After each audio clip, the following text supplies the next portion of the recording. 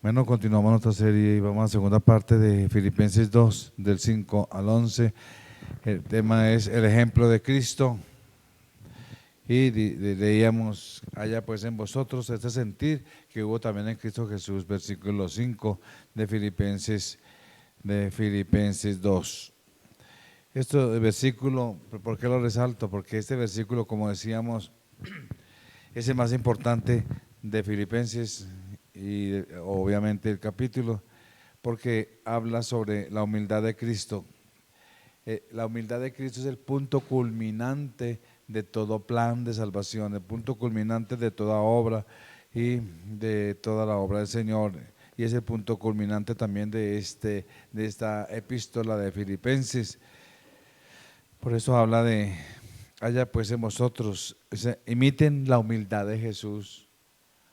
Porque aquí capítulo vamos a resaltar y hemos resaltado, omiten la obediencia del Señor y imiten la disposición del Señor. Eso es lo que vimos hace 8 días.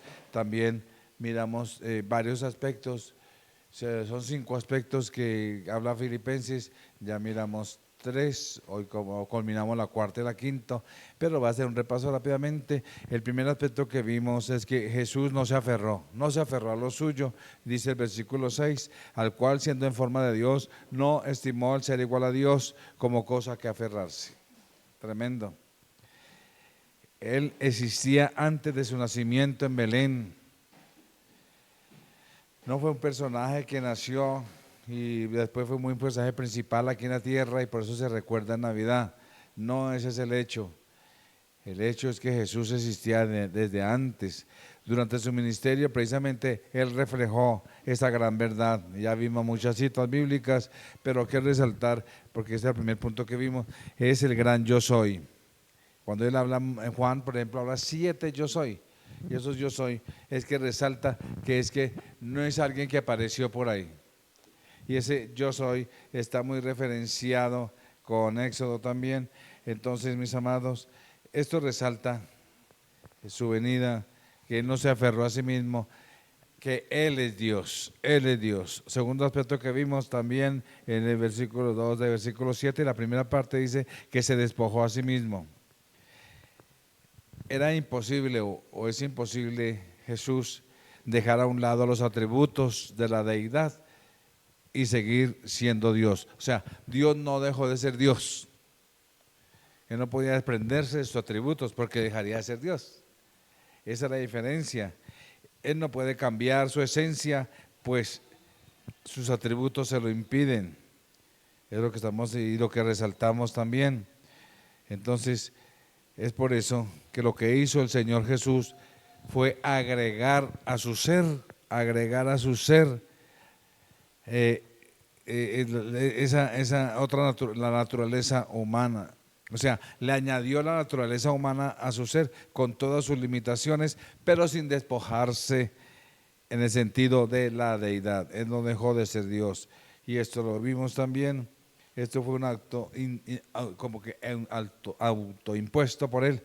Y el tercer aspecto que vimos es que la segunda parte del versículo 7, tomando forma de siervo, hecho semejante a los hombres, tomó la forma de siervo. Entonces, al tomar la forma de siervo, se hizo humano. Más que servidor, él vino a dar. No, él se humilló. Esa humillación es que tomó forma de siervo al hacerse humano.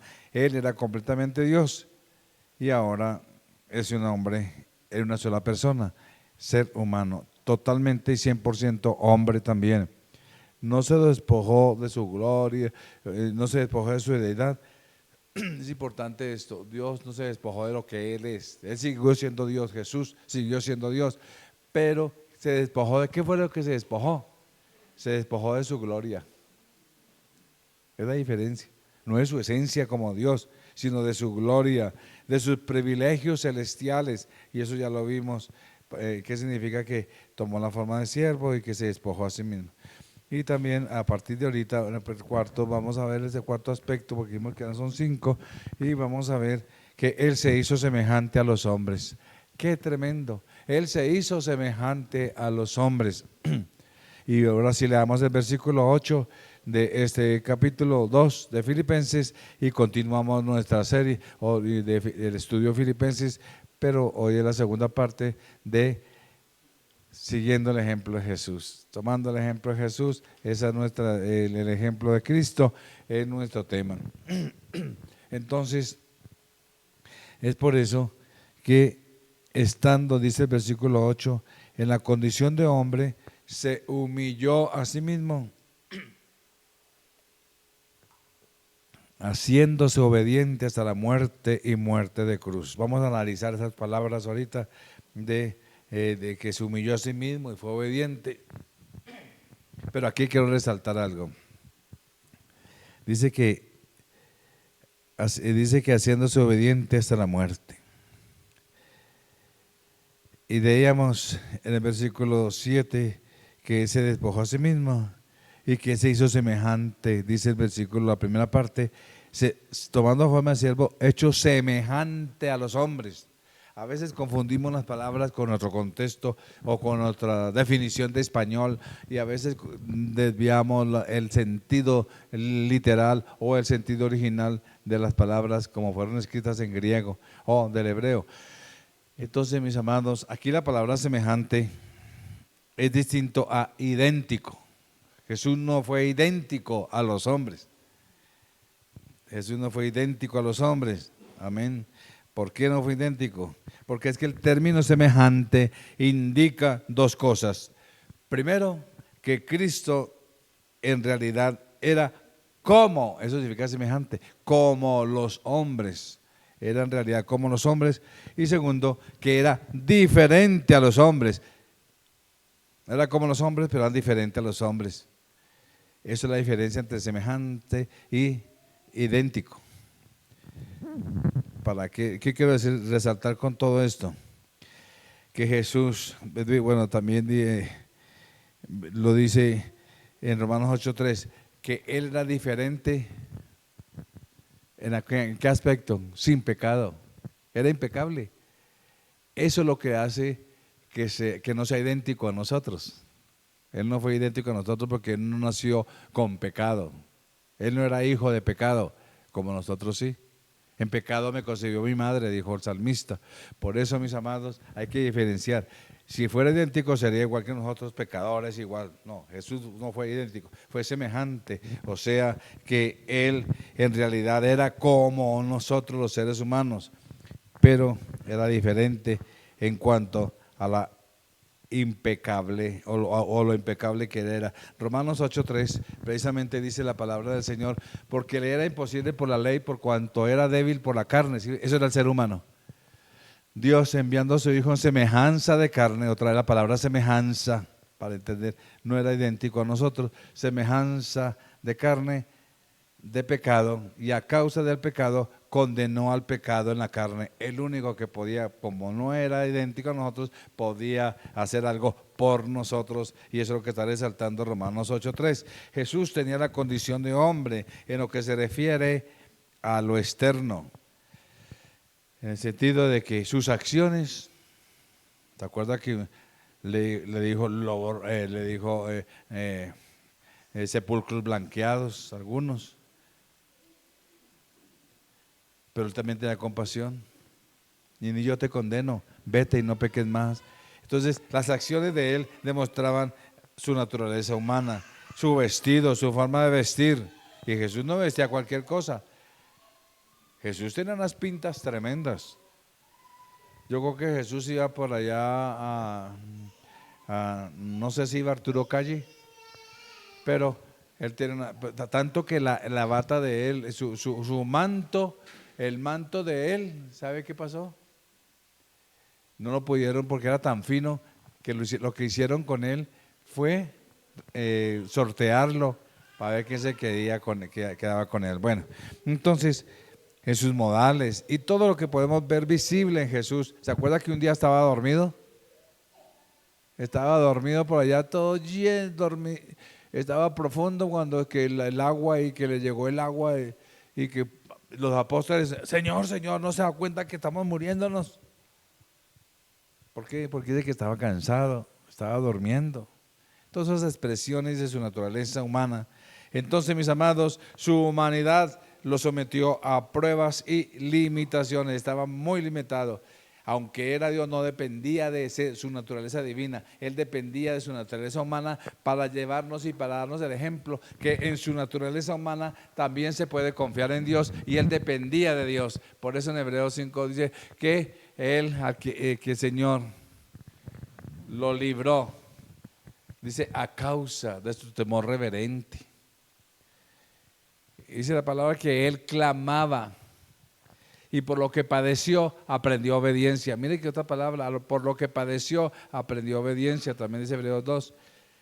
Entonces, mis amados, la humanidad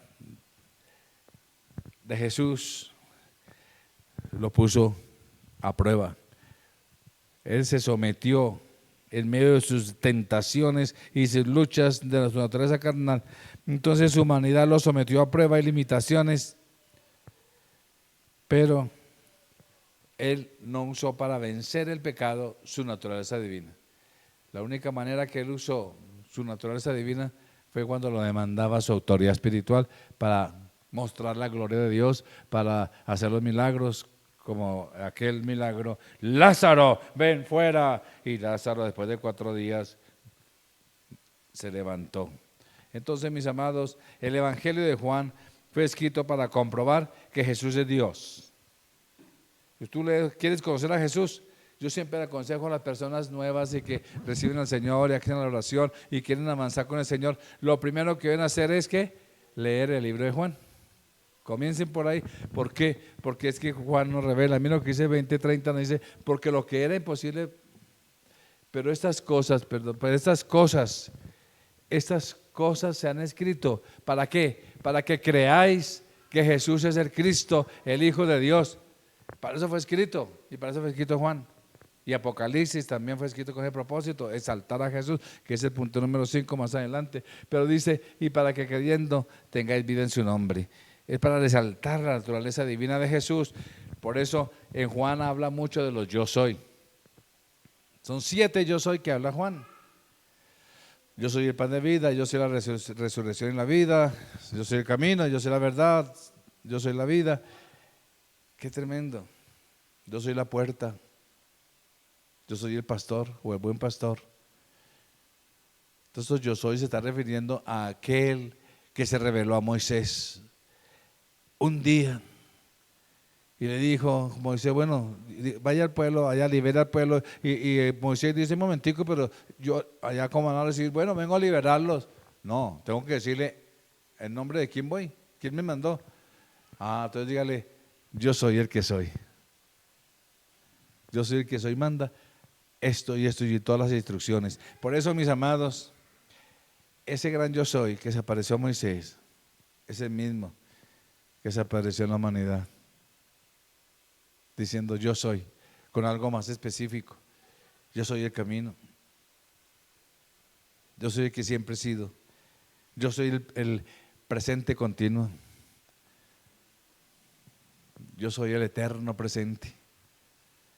Eso es lo que significa esas siglas allá en Éxodo. Entonces, mis amados, volvamos a nuestro versículo que dice en el 2:8, y estando en la condición de hombre, mira lo que dice primero, se humilló a sí mismo. Miramos esto, se humilló a sí mismo.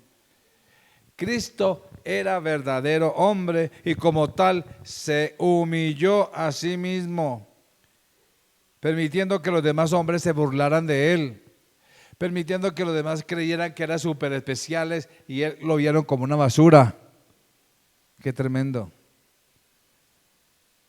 No le vieron ni lo reconocieron y lo trataron con desprecio y soberbia. ¿Cuánto nos pasa a veces eso?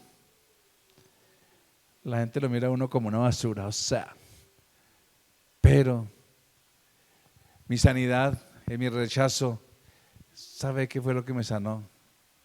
Cuando el Señor me hizo entender a mí que dice que Él fue despreciado y rechazado entre los hombres. O sea, que Él ya había llevado mi rechazo, que Él ya había llevado mi condición de bajeza. Por eso es que vivo en la exaltación de Dios. Por eso es que cuando alguno dice cosas contra mí, yo ya sé que es Dios quien me exalta, no las personas. Esa es la realidad y nuestra mentalidad en Dios. Por eso el ejemplo de Jesús es tan fundamental, porque la verdadera humildad se distingue de la falsa humildad. Cuando hay falsa humildad llega la hipocresía, y eso es lo que Dios aborrece. Hola, ¿cómo estás? Pero da la vuelta y no habla mal de la persona que acaba de saludar. ¿Y cómo estás de linda? Y da la vuelta, uy, se cree hermosa. La hipocresía es algo de la debilidad humana. Por eso, cuando alguien se cree humilde, y por eso hay mucha hipocresía dentro de la iglesia cristiana, porque hay muchos que andan con la Biblia para todos lados como un perfume, pero su vida dice otra cosa. Y se creen humildes, Es que si mi Señor, y como escuchaba yo, he escuchado a muchos cristianos, y para la gloria de Dios, y empieza a dar su testimonio. Yo tengo 3 empresas, para la gloria de Dios, Dios me dio esto. Y nombran a Dios, para la gloria de Dios, pero su actitud, nada que ver con la humildad. Eso es hipocresía. Es algo más que un voluntario desprecio de uno mismo. Por eso, mis amados, Dios nos da ese ejemplo. Se humilló a sí mismo.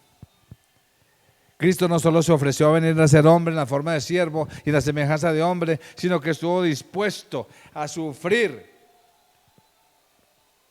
En estos días estamos celebrando la Navidad de alguien, de un personaje que nació, aunque se tergiversó el propósito, pero es un recorderis de que Jesús nació no para vivir, Él vino con un propósito específico, a sufrir aquí en la tierra, a ofrecerse como forma de siervo, mis amados. Estuvo dispuesto a sufrir completa humillación al morir en la cruz. Ya hemos citado mucho ese pasaje, Isaías 53, que habla por ahí y que dice que fue despreciado, desechado entre los hombres, varón de dolores, sufrido, herido, abatido, molido por nuestros pecados. Mira la palabra molido, por eso la palabra dice por su llaga, no dice llagas plural, sino una, porque él fue tan molido, tan desbaratado, que todo su cuerpo fue una sola llaga, y por su llaga fuimos sanos. Pero ¿sabes más tremendo? Jesús pudo haber evitado eso. Jesús pudo haber evitado ese sufrimiento tan atroz, pero su humildad, cuando estaba frente a los opresores, su humildad lo obligó a resistirlo, a resistir el desprecio, a resistirlo más. Jesús mismo dijo cuando Pedro sacó una espada y ay, ¿qué les pasa? Y Jesús dijo, quieto, Pedro, ¿acaso yo no puedo pedir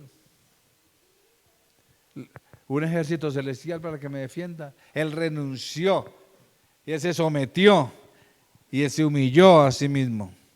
Por eso la persona que dice, es que yo soy humilde, ya no es humilde.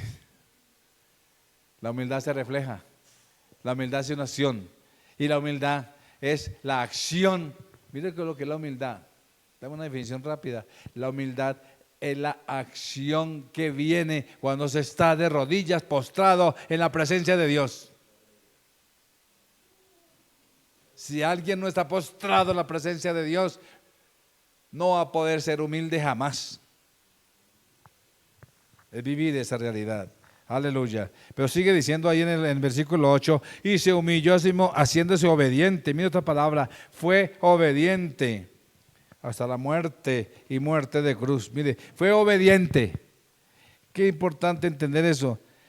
Hasta el punto de someterse voluntariamente a una muerte dolorosa, ignominiosa, una muerte horrible. Él, Jesús, fue obediente al plan divino, a la redención. Se sometió al Padre. Jesús fue obediente al propósito de su venida a esta tierra. Jesús fue obediente al deseo del Padre de alcanzar y salvar a los pecadores. Jesús fue obediente. Acordémonos que estamos diciendo, sed imitadores de mí, dijo Jesús, dijo el Señor. La obediencia a lo que más nos cuesta a nosotros como seres humanos. Un ejemplo sencillo: no dejando de congregarse, por ejemplo, como algunos tienen por costumbre. Es un mandato. Pero ¿qué pasa con las personas? No, es que yo no puedo, no tengo tiempo, pero a pesar de que trasnochamos, aquí estamos. A pesar, porque amamos al Señor y porque lo dice su palabra. ¡Qué tremendo! En el Señor nosotros reflejamos con nuestras acciones si lo obedecemos o no. Por eso su vida fue de obediencia, comenzando con su aceptación voluntaria de hacerse hombre. Hebreos 10, 5 al 10. Hebreos 10, 5 al 10. Es por eso que debemos avanzar en esa realidad con el Señor. Porque la encarnación del Señor es fundamental, es necesaria.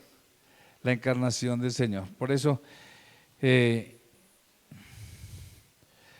vemos cómo Jesús se encarnó.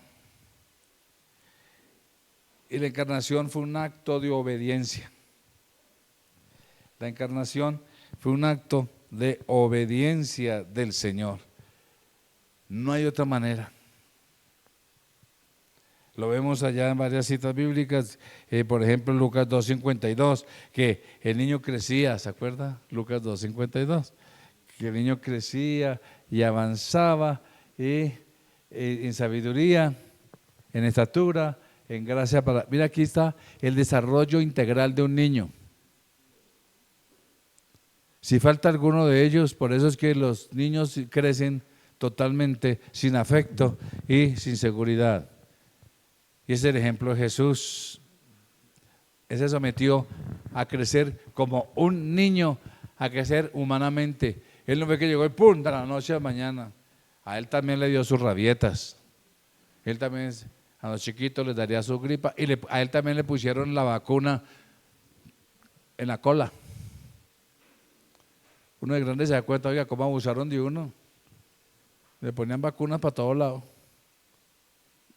Pero mire, Jesús en sabiduría, o sea, en conocimiento intelectual y en todos los niveles, Él sí se capacitó. Jesús crecía en estatura, físicamente, Él se cuidaba. Él crecía en estatura, en gracia para con Dios espiritualmente.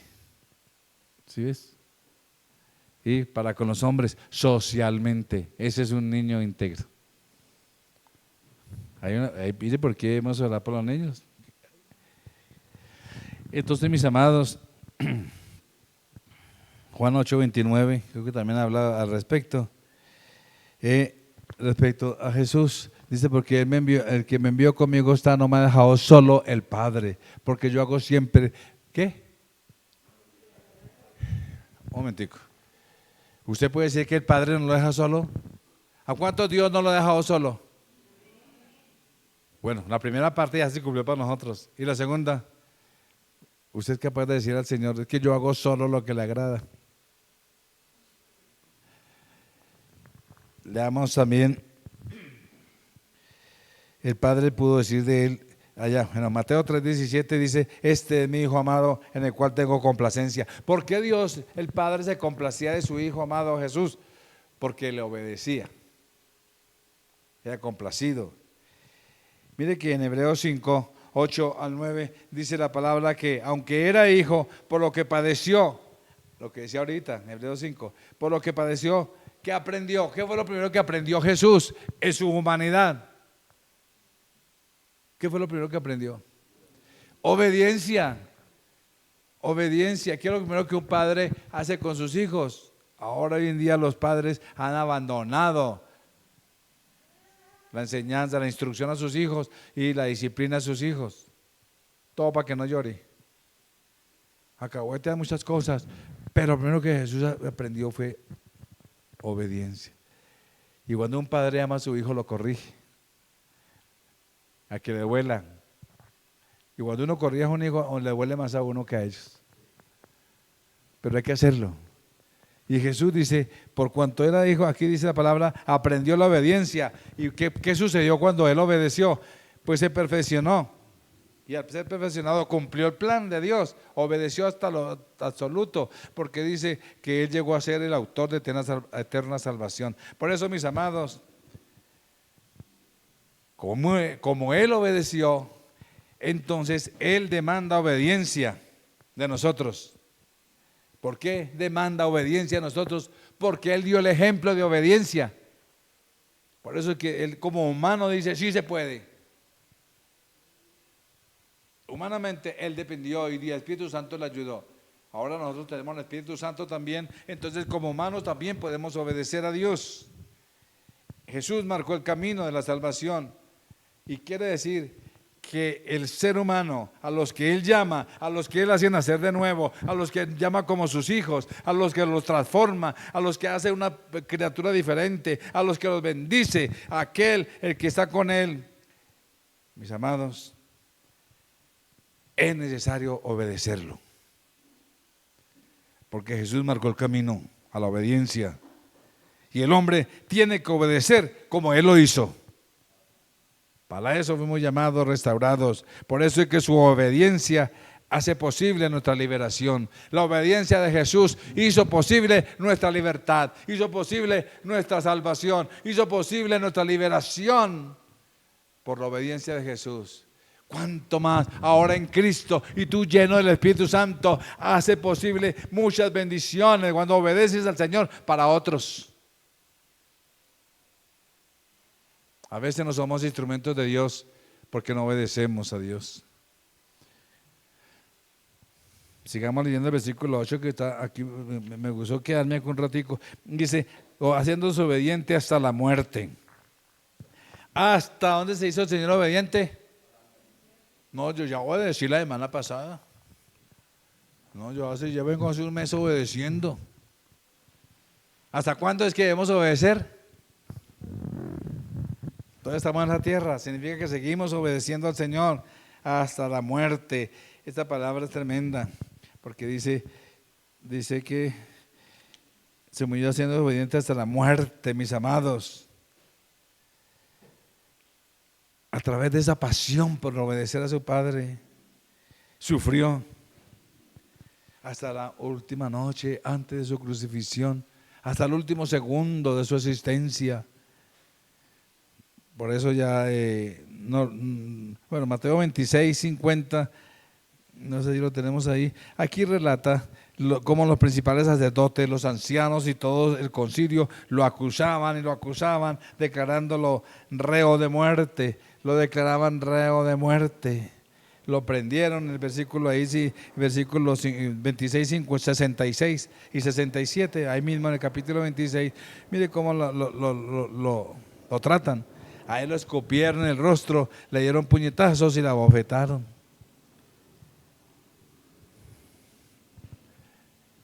Por ahí me llama mucho la atención una palabra que dice que por allá más adelante en Apocalipsis, no me acuerdo ahorita la cita, pero dice, los que los traspasaron fueron sorprendidos. Pero aquí lo trataron como los demás, lo escupieron. ¿A usted lo han escupido en la cara?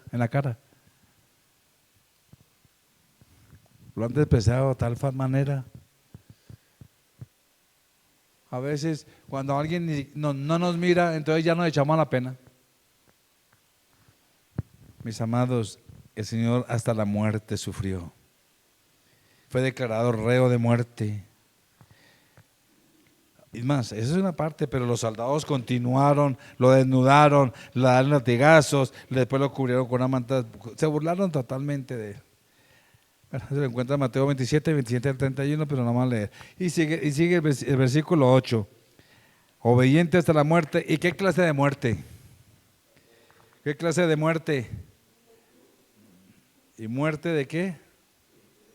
y muerte de cruz. Mis amados, por eso la palabra dice en Gálatas 3:13 que Él se hizo maldito por nosotros. Se hizo maldición, porque estaba declarado maldito todo aquel que muriera en un madero. Y esta práctica de estas formas de tortura, los asirios, los persas, todos muchos usaban muchas formas de tortura con madera, etcétera. Y por eso es que para el pueblo de Israel sabía.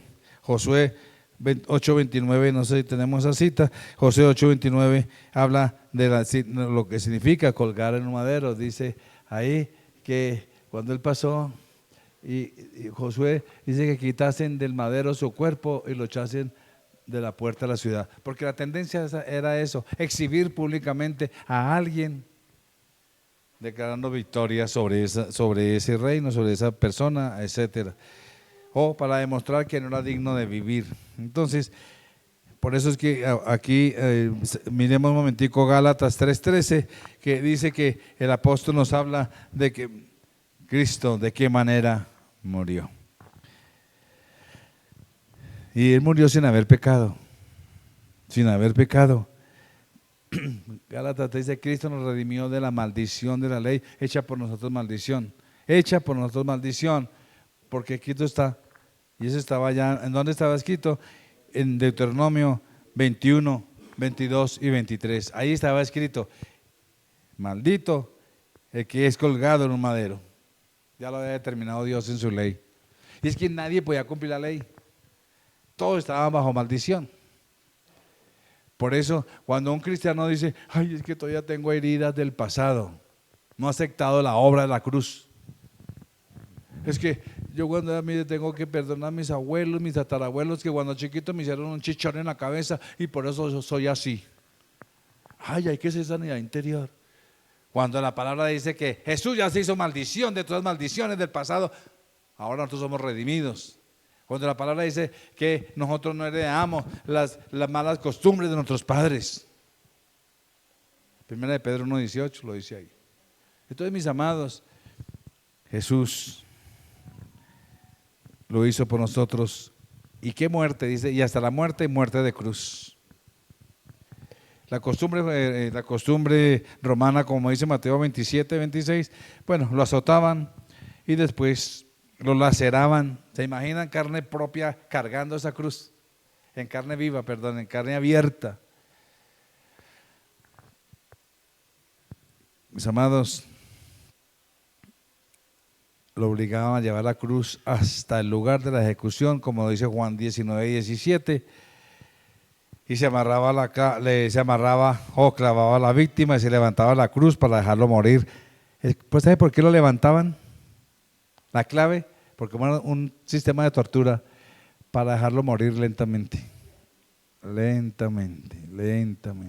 Y muchos, hasta un tiempo, y si no morían le cortaban los pies, las piernas, para desangrarlo de una vez.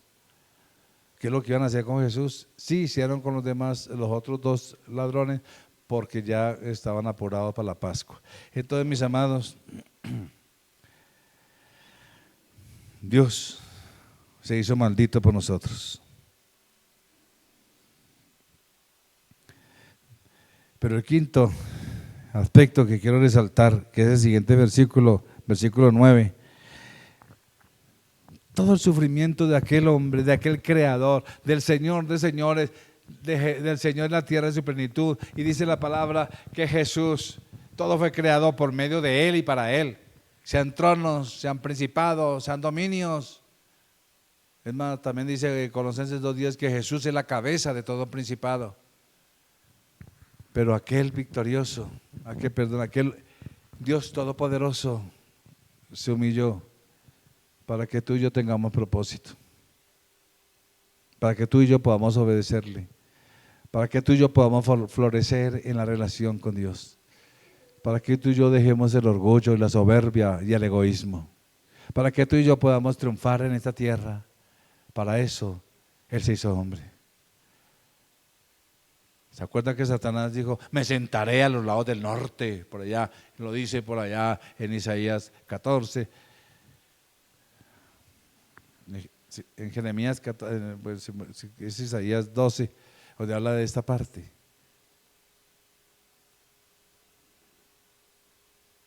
Qué tremendo. Satanás quería el trono sin nada, solo por rebelarse. ¿Sí ve la diferencia? Muchos quieren llegar de una vez sin pasar por ningún proceso. Y así quiso Satanás. Y por eso Jesús vino, y por eso hizo tanto daño a la creación, porque Dios no lo permitió. Qué pena, pues usted no, como dijo Jesús, al Señor tu Dios adorarás, y a Él solo servirás. Por eso es que Jesús, en medio de su dolor, sufrimiento, tenía algo en mente más allá, y soportó la cruz, para que Él, lo que anhelaba Satanás, que era para el hombre, ese puesto, lo cogió otro hombre, Jesús. Y Jesús fue exaltado. Por eso dice ahí en el versículo 9. Por lo cual Dios también lo exaltó hasta lo sumo y le dio un nombre que es sobre todo nombre. Dice la palabra que se sentó la majestad en las alturas. Hay muchos versículos que hablan de la gloria de Dios. Y por eso, mis hermanos, con esta sublime acción, Dios cumple al pie de la letra lo que su palabra enseña. ¿Te acuerdas de Mateo 23:12 o Santiago 4:6? ¿Qué es lo que enseña la palabra? El que se enaltece será ¿qué? ¿Y qué le pasó a Satanás? Fue juzgado por su rebelión, por su rebeldía. ¿Cuántos corazones nuestros a veces tienden a rebelarse contra el Señor? Pues nunca vamos a progresar. Pero también dice la palabra que el que se enaltece será humillado, y el que se humilla, mire, el que se humilla, esa es la clave. Y Jesús sí que lo cumplió. Y por eso el Señor se humilló a sí mismo y Dios lo exaltó hasta lo sumo. Ese Cristo, ese Jesús, que estamos celebrando su nacimiento y todo bonito y todo lindo, sufrió, murió, fue negado, fue traicionado, fue despreciado, fue blasfemado, fue azotado, fue escarnecido, fue crucificado. Ese indigno, en el cual el mundo no era digno, despreciado totalmente, humillado totalmente, ahora es el Señor exaltado hasta lo sumo. Ahora es el Señor de señores y el Rey de reyes, ya no como de su naturaleza, de su divinidad plena como Él lo es, sino también ese hombre fue exaltado. Con cuánta razón el apóstol Juan escribe en Apocalipsis 5, del 9 al 13. Por eso es que el Apocalipsis, ¿qué significa? Revelación. La palabra Apocalipsis significa revelación. ¿Y la palabra revelación de quién? De Cristo. Cuando usted lee Apocalipsis o ve Apocalipsis, hay esos símbolos, pero mire a Jesús. Apocalipsis nos revela a Jesús exaltado, glorificado, honrado, cuando Él llegó a los cielos y todo lo que representa. Por eso dice Apocalipsis 5, 9 al 13, y las adoraciones celestiales tremendas. Digno eres de tomar el libro y de abrir sus sellos, porque tú fuiste inmolado. Mira lo que recuerda. Y con tu sangre nos ha redimido para Dios de todo linaje, lengua, pueblo y nación. Y dice, y sigue diciendo, y el cordero que fue inmolado es digno de tomar el poder. Estoy tomando aparte. Las riquezas, la sabiduría. ¿De quién está hablando? De ese que se humilló, que enmudeció. A Él le pertenece las riquezas, la sabiduría, la honra, la gloria, el poder por los siglos de los siglos. Hermanos, ese es el cántico de exaltación, como dice Apocalipsis 5:11. ¿Quiénes lo cantaban? Los seres, dice que los cuatro seres vivientes, etcétera, representan muchas cosas. Pero mis amados, quiero resaltar la exaltación de Jesús. Su número, mire que los que cantaban. Y oí la voz de muchos ángeles alrededor del trono, los seres vivientes y los ancianos, y los números, ¿cuántos eran? ¿Cuántos? Era un corito. Millones de millones significa billones o trillones tal vez, o cuatrillones tal vez. Por eso él fue exaltado. Mire quiénes lo entonan. No era cualquier criatura. Aquel que supo humillarse, aquel que tomó forma de siervo y obedeció hasta la muerte y muerte de cruz. Él no quedó en el sepulcro, mis amados, como todos los demás líderes de cualquier religión del mundo. Su tumba está vacía, mis amados, y por medio de esa gloriosa resurrección nos muestra el poder y la victoria que Él obtuvo sobre la muerte. En otras palabras, su resurrección es la garantía de nuestra salvación. Qué tremendo. ¿Te han humillado? ¿O tú te humillas ante el Señor? Pues tranquilo, el Señor te va a exaltar. Él es el que tiene control, porque sí que lo sabe, Él sí que conoce. Solamente nos demanda obedecer. Él no quedó en el sepulcro por eso, mis amados.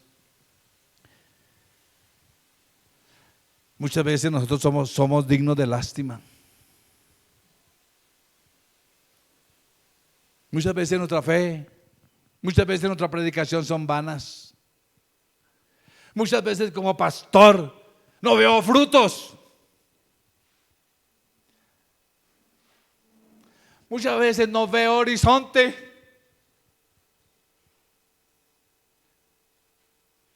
Muchas veces no veo respuestas de Dios. Y oramos y oramos y la gente no responde. Pero aquí estoy en pie, obedeciendo al Señor, al llamado que me hace. Mis amados, qué ejemplo, Señor. Mis amados, a veces pareciera que fuera en vano. Aún más, no somos falsos testigos de Dios. Ya no estamos en nuestros pecados. Pero nuestra garantía es que Cristo resucitó. Y Él fue victorioso para que nosotros también seamos victoriosos. Dios con nosotros, mis amados. 1 Corintios 15, 14 a 19 nos habla la victoria del Señor, mis amados. El Señor retornó a la gloria que tenía antes de su encarnación. Porque dice, si Cristo nos resucitó, vana es nuestra fe, vana es lo que hacemos. Ahora miremos Juan 17:5, la oración del Señor a Jesús. Mire, ya estaba a punto de partir, ya sabía lo que venía. Y mire lo que ora. Ahora pues, Padre, glorifícame tú al lado tuyo con aquella gloria que tuve contigo antes de que el mundo fuese. Dios exaltó al Señor, mis amados, dándole el nombre de Jesús, que literalmente significa Salvador. Qué tremendo. ¿Te acuerdas Mateo 1:21? Allá cuando María, el ángel le dijo, será su nombre Salvador. ¿Se acuerdan los pastores en Lucas 2:11? Allá en Lucas 2:11, en Belén, y escuchamos coritos bonitos. Gloria a Dios en las alturas y paz en la tierra a los hombres de buena voluntad, etcétera. Jesús no es un nombre común que podamos utilizar a nuestro antojo. Usarlo en vano es caer en culpa delante de Dios, mis amados. Por eso, una de las oraciones de Jesús dijo, ¿cuál es la oración de Jesús? Santifícalo. ¿Santificado qué? Sea tu nombre. No podemos utilizar el nombre del Señor así por así, con irrespeto, como se hacen muchos aún a nivel cristiano. No podemos minimizar al Todopoderoso Señor con caricaturizar a Jesús. Tú amas al Señor, tú conoces a Jesús, has leído quién es Jesús en Apocalipsis. Entonces no lo caricatura,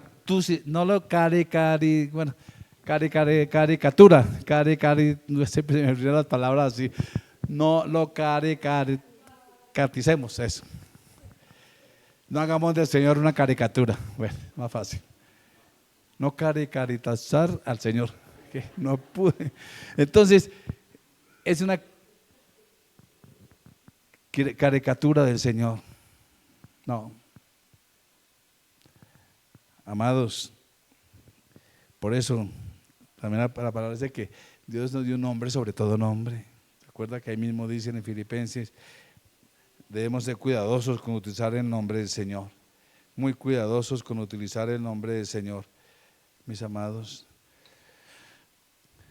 Por eso dice en el 10, toda rodilla se doblará, lo que está en los cielos, en la tierra. ¿Qué es arrodillarse? La palabra arrodillarse, lo que pasa es que se ha cogido un concepto religioso y se arrodillan y habla y ya, porque me arrodillo. No, arrodillarse es una actitud de reverencia, es una actitud de sumisión y de reconocimiento, y al hacerlo voluntariamente expresa entrega y expresa humildad. Es cuando yo reconozco quién es Él. Y dice, toda lengua confesará, versículo 11. Qué tremenda palabra.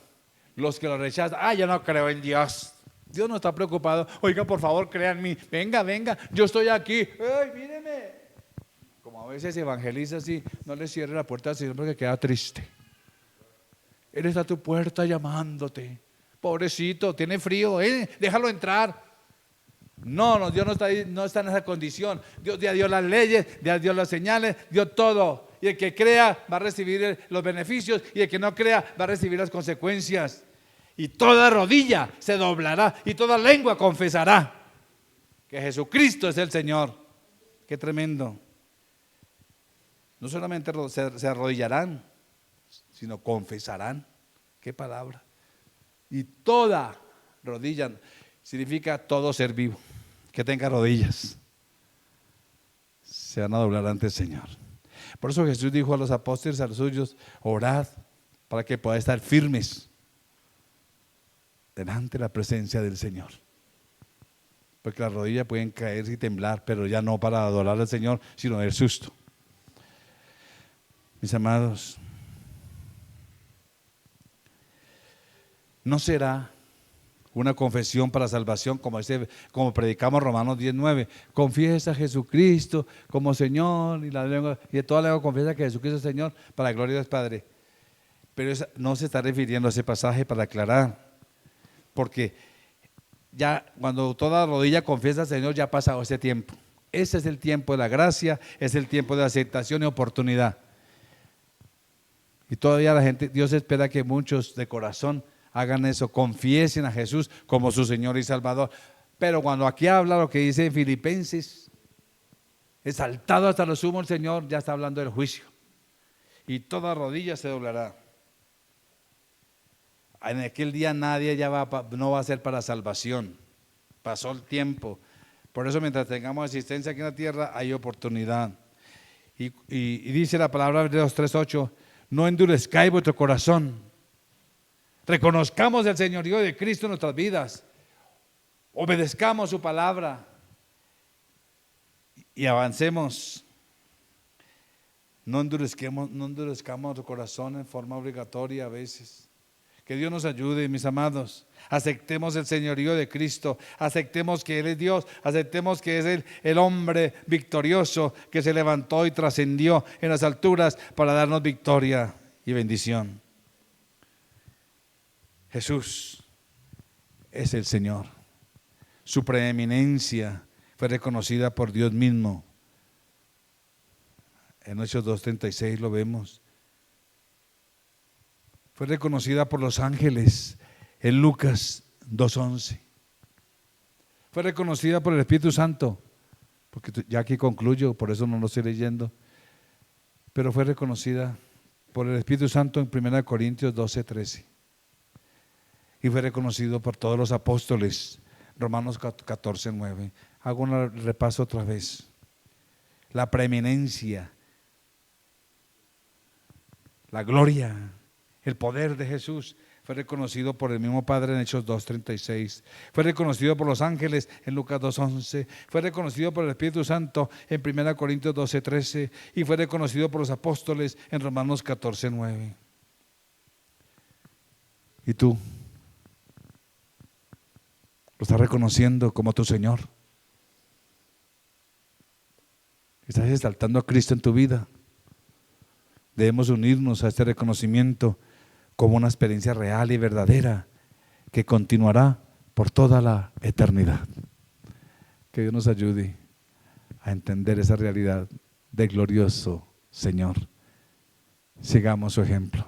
Oremos. Padre, aquí estamos delante de ti, Señor.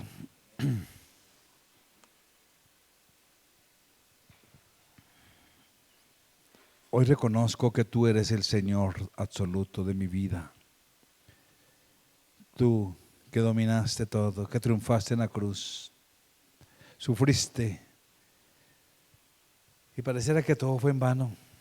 Los líderes estaban victoriosos, los líderes religiosos. Tus enemigos estaban satisfechos. Pero entre el sufrimiento, el dolor, la muerte, tú recibiste la victoria plena.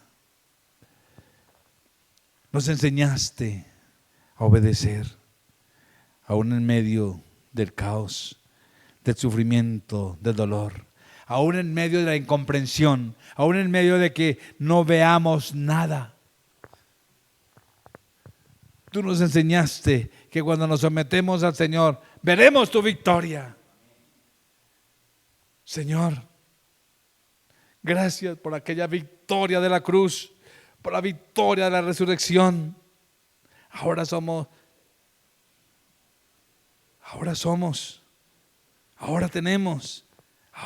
alguien. Gracias por la victoria de la cruz. Ahora podemos disfrutar de los beneficios eternos para nuestro ser. Gracias por enseñarnos a obedecer en medio de todo momento difícil, porque en la obediencia está la victoria. Gracias, Señor, porque yo sé que mi victoria está dada en ti, en Cristo Jesús. Amén. Bueno, muchas gracias por cada uno, que el Señor continúe bendiciéndoles poderosamente. Amén.